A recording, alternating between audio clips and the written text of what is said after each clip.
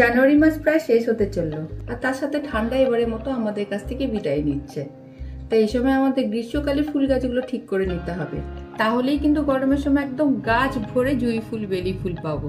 Hello, কেমন আছো সবাই? মনীষার নতুন ব্লগে স্বাগত জানাই। ডরমেন্সি বা শীত ঘুম কাটিয়ে ওঠার পর গাছগুলোর দরকার হয় কিছু পরিচর্যার।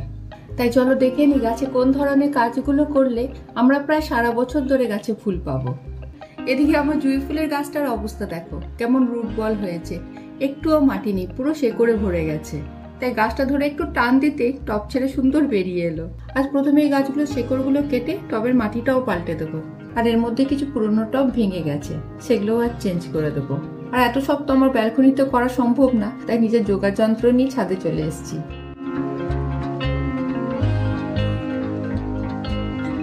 আগে টবের জন্য মাটিটা তৈরি করে নিয়ে তারপর গাছের শেকড় কাটবো। গতবার কিছু গাছের শেকড় কেটেছিলাম, তাই মনে হয় না এবার সব গাছের শেকড় কাটতে হবে। এখানে নর্মাল মাটির মধ্যে আমার নিজের আন্দাজে দিচ্ছি মাটির 4 ভাগের 1 ভাগ পাতা সার। পাতা সারের জায়গায় তোমরা গোবর সার বা ভার্মি কম্পোস্টও দিতে পারো।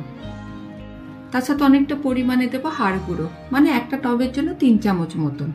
আর কিছুটা সর্ষের খোল দিয়ে মাটিটা ভালো করে মিশিয়ে নেব। গাছে নতুন ডালপালার জন্য এই হাড় গুঁড়োটা দেওয়া কিন্তু খুব দরকার। আর গাছে যখন নতুন ডাল বেরোবে তাতে নতুন নতুন অনেক পাতাও হবে, তার জন্য সর্ষের খোল আর পাতা সারটা দিলাম। এবার এই সারগুলো ভালো করে মাটির সাথে মিশিয়ে নেব। এই যে মাটিটা তৈরি করে নিলাম, এবার সারা বছর নিশ্চিন্ত। এরপর মাঝে মধ্যে একটু লিকুইড ফার্টিলাইজার দিলেই হবে। টবের জল বেরোনোর হোলটার উপর একটা ছোট্ট টব ভাঙার টুকরো দিয়ে দিচ্ছি, না হলে টবে জল দেওয়ার পর জলের সাথে টবের মাটিও বেরিয়ে যাবে। তবে মাটি দেওয়ার আগে টবের তলায় ভালো করে নারকেল ছোবড়া পেতে দেবো, কারণ নারকেল ছোবড়া জল ধরে রাখতে পারে। তাই টবের তলায় এইভাবে নারকেল ছোবড়া পেতে দিলে গরমে বা রোদে টবের মাটি একেবারেই শুকোবে না।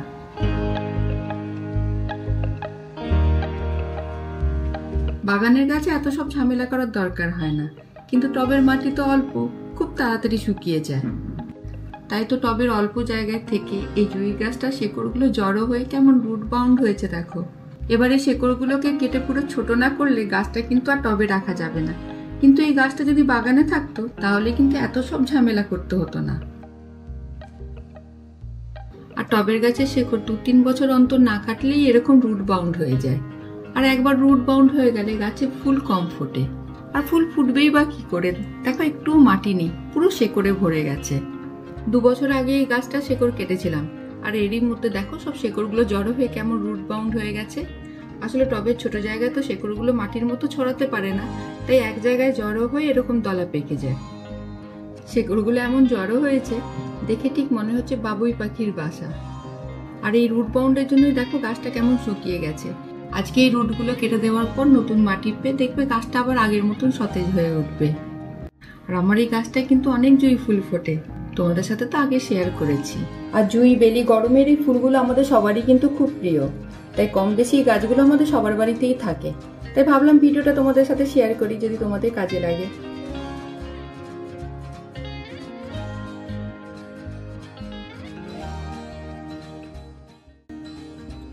এ দেখো গাছের পুরো শেকড় কেটে একেবারে ছোট করে দিয়েছি।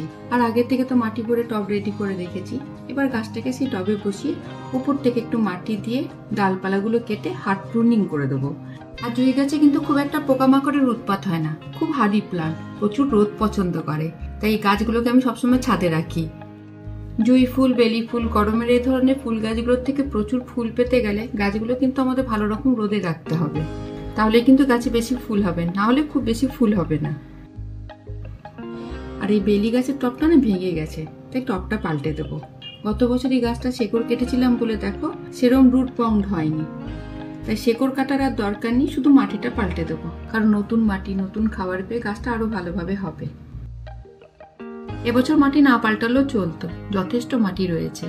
যেহেতু টবটা পাল্টাচ্ছি তাই সাথে মাটিটাও পাল্টে দিলে তখন 2 বছর আর কোনো ঝামেলা থাকবে না।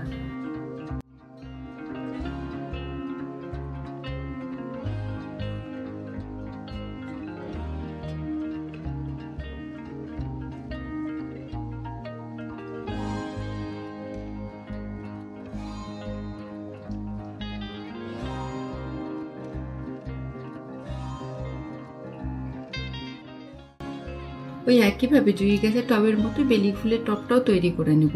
জুঁই গাছের টবের হোলটা যেরকম টব ভাঙার একটা ছোট টুকরো দিয়ে বন্ধ করে তারপর নারকেল ছোবড়া দিয়ে তারপর মাটি দিয়েছিলাম, এই টবটা একইভাবে তৈরি করে নেব। তোমাদের কাছে যদি নারকেল ছোবড়া না থাকে সেই জায়গায় তোমরা নদীর বালু ব্যবহার করতে পারো। নদীর বালু মানে যে বালুগুলো দিয়ে আমাদের ঘর বাড়ি তৈরি হয়। নারকেল ছোবড়ার জায়গায় টবের তলায় ওই বালুটা দিয়ে তারপর মাটি দেবে, তাহলেও কিন্তু এই একই কাজ করবে। আসলে গাছ লাগানোর কিন্তু সবার নিজস্ব আলাদা ধরন থাকে।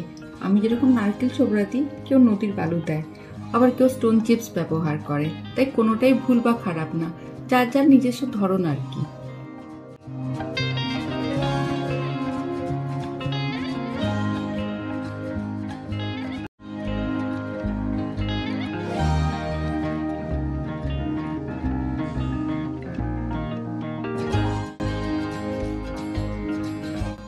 এদিকে সব গাছগুলোর মাটি পাল্টানো হয়ে গেছে।